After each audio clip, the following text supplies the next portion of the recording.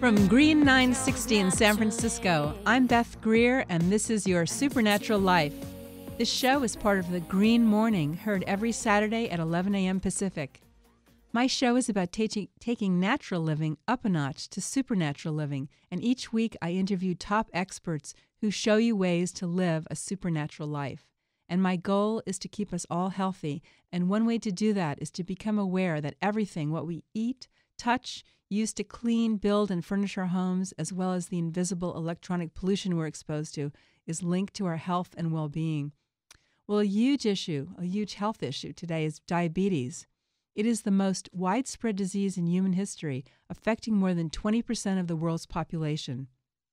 In the United States alone, an estimated 30 million adults and teens have diabetes, and an additional 57 million are walking around with pre-diabetes. And many of you may not realize it, but diabetes is totally reversible and curable without drugs, which can cost an average of $400 a month, or other medical interventions.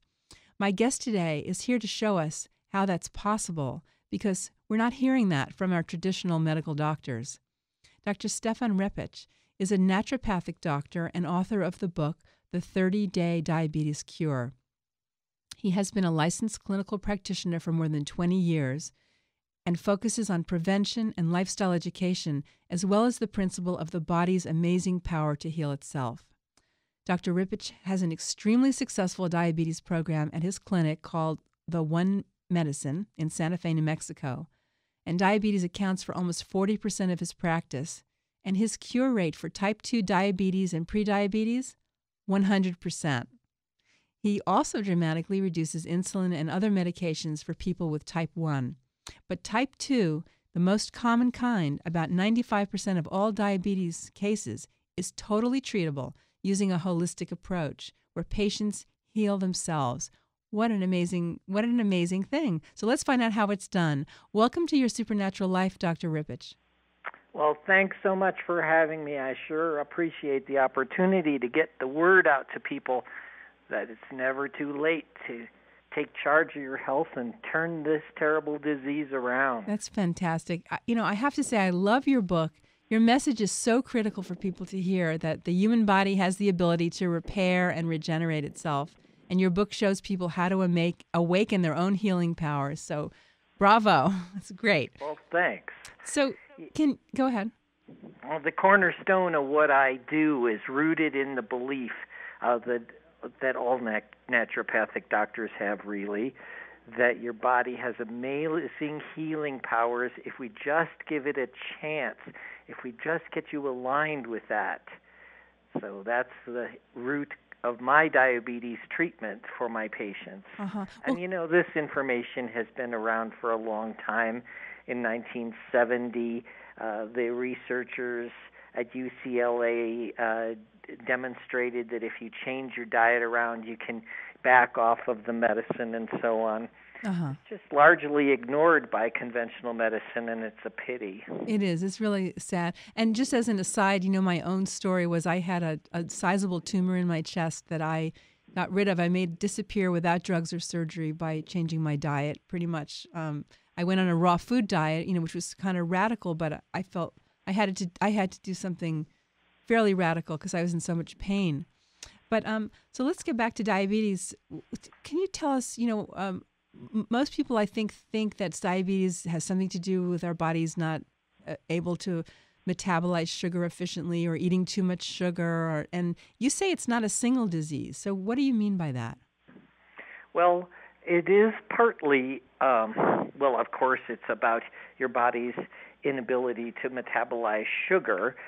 And that actually comes from this enormously abundant life that we all have. Mm-hmm. It's all of this amazing prosperity that has gotten us into so much trouble by eating more calories than we should, by eating the wrong kinds of calories, and so on.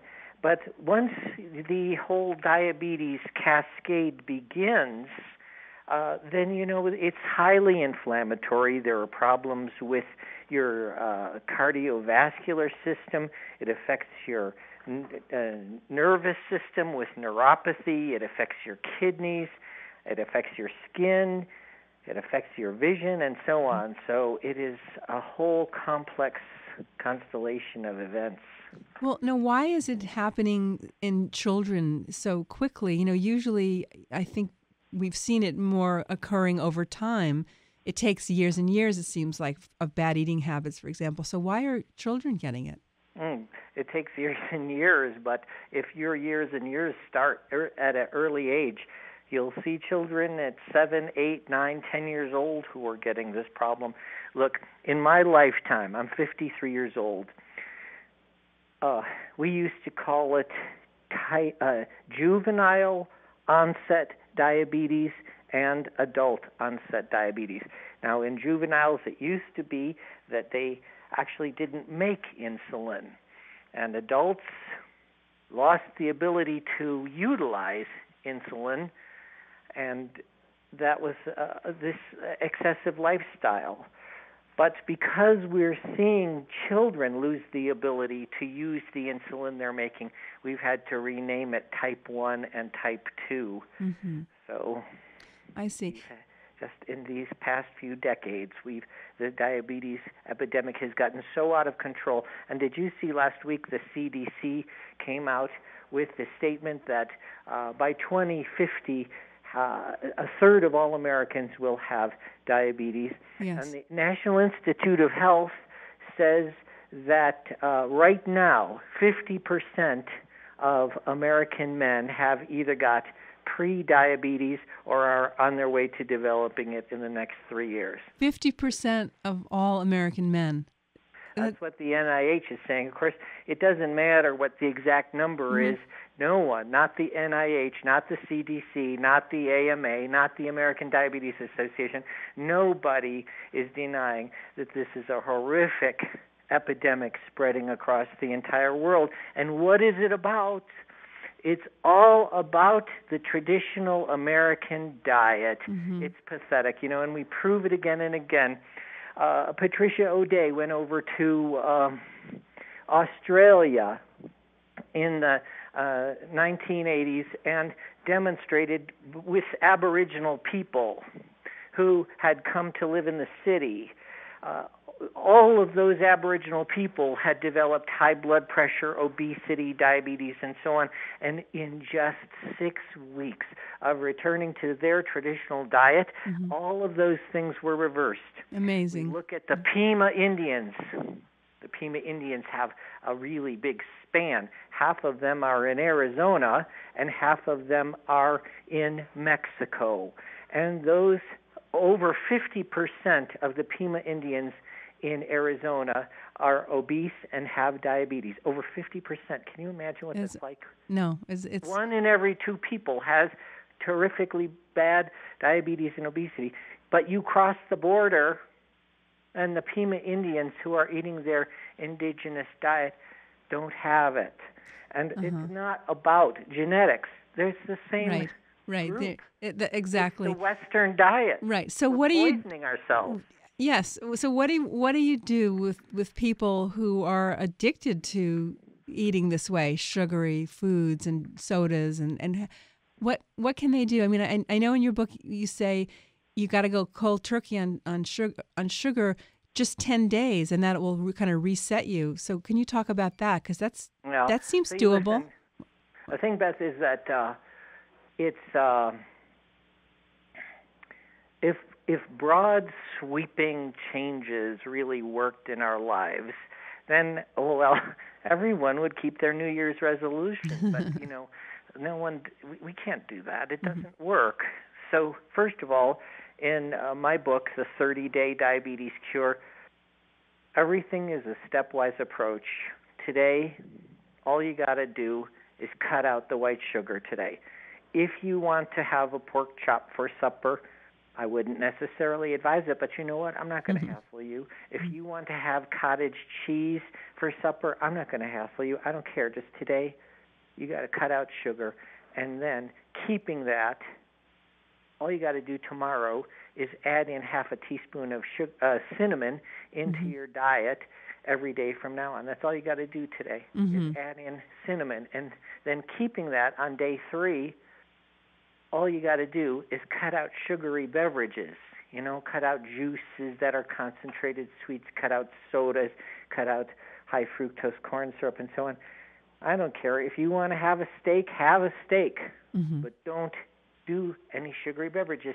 And then keeping all of that on day 4, all you got to do is add in healthy beverages, green tea, fizzy water, all those things. So you see step by step you do this. And not just that.